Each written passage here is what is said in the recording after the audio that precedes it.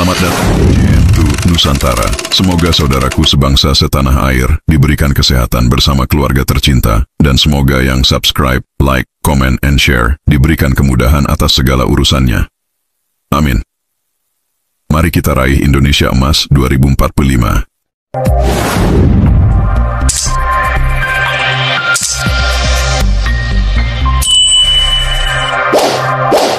2,000 years later. Dalam kitab Al-Mawahib Al-Quddusiyah, Syekh Ibrahim Baharwas dari Shibam, beliau menceritakan tentang keramat-keramat daripada Al-Imam Faqihil Muqaddam Muhammad ibn Ali Ba'alawi. Faqihil Muqaddam, beliau datuknya para habaib yang ada di tengah-tengah kalian. Beliau Faqihil Muqaddam Ustadzil A'zam, guru besar. Beliau Syekhus Suyuhus Syariah, gurunya para guru-guru syariat. Qudwatul Muhaqqiqin, beliau pedoman para ahli hakikat. Beliau Tajul Aimmatil Arifin, mahkota para ahli ma'rifat. Faqihil Muqaddam Muhammad bin Ali Ba'alawi. Beliau dimakamkan di Zanbal. Zanbal pemakaman para aulia. Nah, dulu ada satu orang fasik, orang ketika mati dikubur di dekat kuburnya Faqihil Muqaddam Muhammad bin Ali Ba'alawi, dikubur di dekat kuburnya para aulia. Singkat cerita, ini orang fasik, maka datang Mungkar Nakir, disiksa itu orang, diazab itu orang, dicambuk itu orang. Ketika itu orang sedang disiksa dalam kubur, tiba-tiba Faqihil Muqaddam Muhammad bin Ali Ba'alawi, beliau bangun dari kuburnya.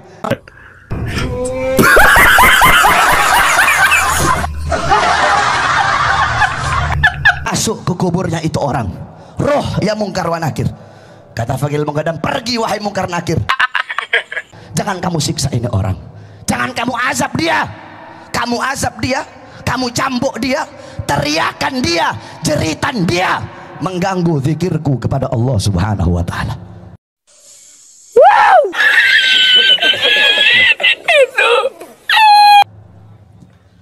Itu orang fasik dapat syafaat gara-gara kuburnya dekat dengan kuburnya orang soleh.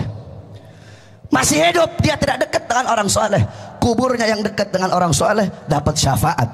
Bagaimana kalau semasa hidup kita dekat dengan orang-orang soleh? Mencintai Ahlul Bait, keturunan Nabi Muhammad SAW, itu adalah suatu kewajiban bagi umat Nabi Muhammad SAW. Lalu bagaimana caranya agar kita tetap mencintai mereka ketika ada perselisihan di dalam pemahaman atau beda cara dakwah di antara keturunan Nabi Muhammad SAW? Antara keturunan Nabi Muhammad SAW, satu-satunya cara adalah kita tidak usah ikut campur masuk di dalam permasalahan Ahlul Bait, dan kita tidak boleh berpihak kepada salah satu di antara mereka. What the fuck? Inilah cinta yang sempurna kepada Ahlul Bait, keturunan Nabi Muhammad SAW. Termasuk anugerah Allah Subhanahu wa ta'ala yang telah diberikan kepada aku adalah aku sangat cinta kepada anak turun Nabi Muhammad SAW. Jika ada anak turun Nabi Muhammad mendolimi aku tidak pernah mendoakan jelek kepada dia. Lebih-lebih aku laporkan kepada aparat setempat. Tidak pernah hal tersebut aku lakukan kepada anak turun Nabi Muhammad SAW. Bahkan jika ada cekcok, perselisihan pemahaman di antara keturunan Nabi Muhammad SAW, aku tidak ikut campur. Aku tidak akan membela salah satu di antara mereka. Yang aku harapkan saat itu adalah as-sulha, perdamaian. La ghair, bukan yang lainnya. Bukan tambah manas-manasi, bukan tambah ngadu domba antara keturunan Nabi Muhammad SAW. Inilah contoh cinta yang sempurna kepada keturunan Nabi Muhammad SAW.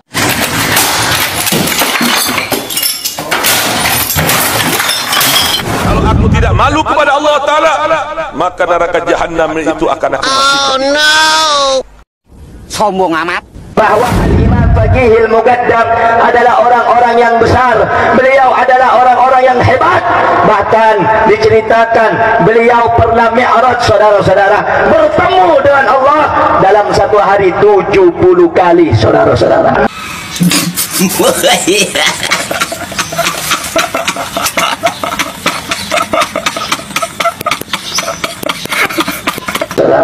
Bahkan kata Abdullah ibn al-Mubarak, Imam Abu Hanifah, salat 5 waktu selama 40 tahun dengan satu wudu. Satu wudu. Habib Abu Bakar bin Abdullah Al-Attas satu kali duduk baca Yasin 90.000 kali. Tapi bohong. Ya, kalau dulu Imam Ahmad Rifai ketika dia ziarah ke makam Rasulullah sallallahu alaihi wasallam disaksikan dengan 12.000 orang rombongan beliau, lantas di hadapan pusara Nabi Muhammad dia berkata, fi halatil bu'di ruhi kuntu ursilha tuqabilul arda ani fahiya naibati hadaulatul ashbah qad hadarat.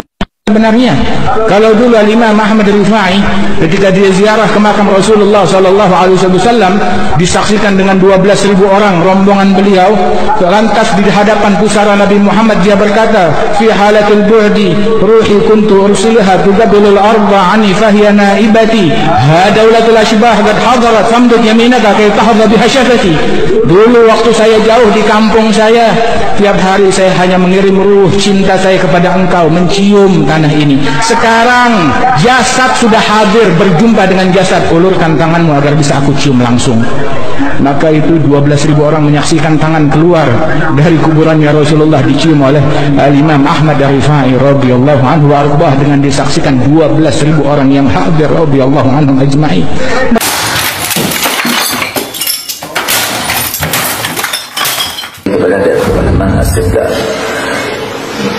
Beliau mendapat kemuliaan karamah dari Allah. Karamah diizinkan oleh Allah masuk surga. Kemudian selesai, putranya Al-Habib Umar Al-Mahbar disuruh untuk mijit kaki beliau. Heran, obat seperti biasanya, apa ini? Kakinya warna kuning, kayak dikasih zafaran gitu. Baunya harum. Abah, ini warna apa, dari mana Abah ini? Dan ini minyak wangi, Pak, pernah kita cium baunya di dunia ini. Minyak wangi dari mana? Ya waladi, kata Ibrahim, saya barusan mendapat nikmat dari Allah, diizinkan masuk surga. Tapi bohong.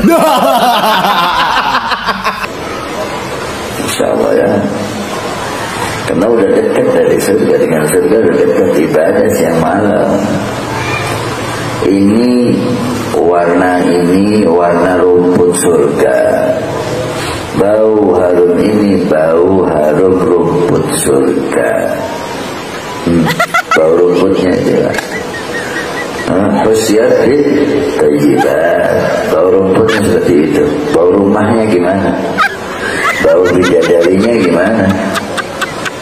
Wah, ini sama bidadari sampean.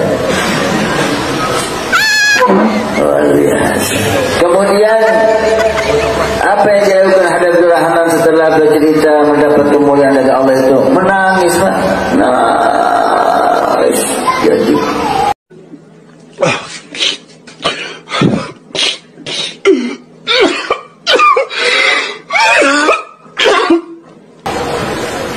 bingung putranya, kenapa kok nangis wahai Abah? Ini kalau ini menunjukkan apa, orang mulia. Kalau ya waladi, apa takut? Takut masih hidup masuk surga, masih takut apa? Takut ini istidraj. Ini hanya saya sekarang dimasukkan surga, tapi nanti habis mati saya masuk neraka. Orang yang sudah mulia seperti beliau, siang malam berzikir dan baca Quran, orang yang mendapat kemuliaan karamah sampai masuk surga, dia di dunia masih takut su'ul khatimah, Pak. Pak Ahmad niki karomahe ngeten, Pak. Niki saksine Habib Syekh nih, Habib Syekh Solo ngertos betul. Habib Ahmad niki nate badhe wangsul teng Yaman.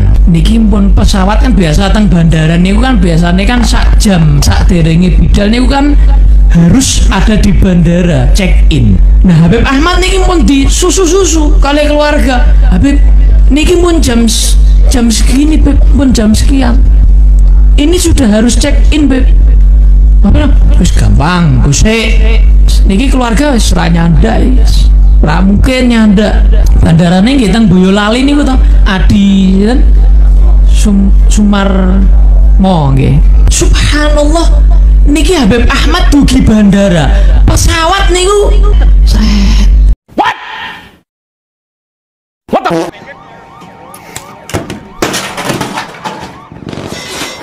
membahasakan ya Mbak Ahmad bin Abdurrahman As-Sagaf ora lali pesawatnya rak balik pesawatnya subhanallah mudun malik pilotnya itu bingung karena apa karomah Habib Ahmad bin Abdurrahman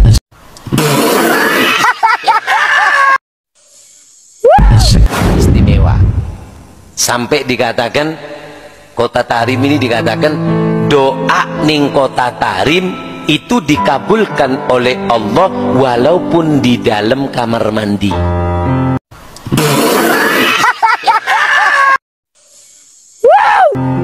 Neng jeding doa terima. Dari hebatnya Kota Tarim sampai Kota Tarim itu Madinatun Nur, dikatakan kotanya cahaya.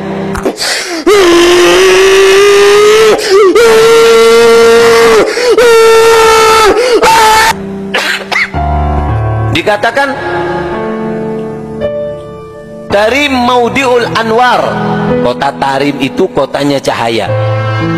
Dauriha wal Aktor, jalan-jalannya, gunungnya. Wallah ma fi haddar illa wa amla'ahullah. Demi Allah tidak ada satu tempat yang ada di Kota Tarim melainkan Allah berikan di situ penuhi daripada cahaya. Makanya Kota Tarim itu kota yang sangat hebat. Sampai orang dulu itu berebut untuk tinggal di Kota Tarim, ingin berada di Kota Tarim. Sampai dikatakan yaret fi haddar. Jadi Kazim As-Sagaf ketika ziarah Sunan Giri, ketika ziarah Sunan Giri, Habib Kazim cerita dulu ada satu sayyid ziarah ke Sunan Giri ini melihat ada patung naga kan ya, di anunya itu ada naga kan. Dalam hatinya sayyid ini ingkar, ini katanya wali, kok ada patung depan makamnya. Subhanallah, malamnya si sayyid itu mimpi datang Sunan Giri bawa tombak mau membunuh dia. Why are you crying? Dia teriak dalam mimpinya, ya Faqihil Muqaddam. Datang Sayyidina Faqihil Muqaddam. Sayyidina Faqihil Muqaddam menenangkan Sunan Giri. Sunan Giri mengatakan apa? Alim auladak adab inda ziyaratil awliya. Ajarkan anakmu adab ketika ziarah para aulia. Maka Sayyidina Faqihil Muqaddam mengatakan, ya waladi, ini mereka sudah berbuat ini. Mereka ini sudah luar biasa di sisi Allah Subhanahu wa taala, para wali songo ini. Jangan kamu buat masalah aku dengan mereka ini, katanya Sayyidina Faqihil Muqaddam. Pembohong, kau pembohong. Ketika beliau meninggal, ini anaknya pamer keramat. Ayo siapa nih yang kira-kira gantiin Abah? Al-Hamid ngeluarin rantai emas dari langit. Keramatnya Al-Hamid tuh ngeluarin rantai emas dari langit sampai ke bumi. Sampai ke bumi. Lagi ngobrol sama kakaknya Al-Muhdhar nih, Syekh Umar Muhdhar. Ayo wahai Syekh Umar Muhdhar, dilihat keramatannya, turunin rantai emas dari langit sampai ke depan dia. Ini Habib Syekh Umar Muhdhar ketawa doang. Dibilang sama adiknya, Al-Hamid, coba lihat tuh paling atas siapa? Gak tahu, ada Syekh Umar Muhdhar megangin rantai dari atas. Lebih hebat saya.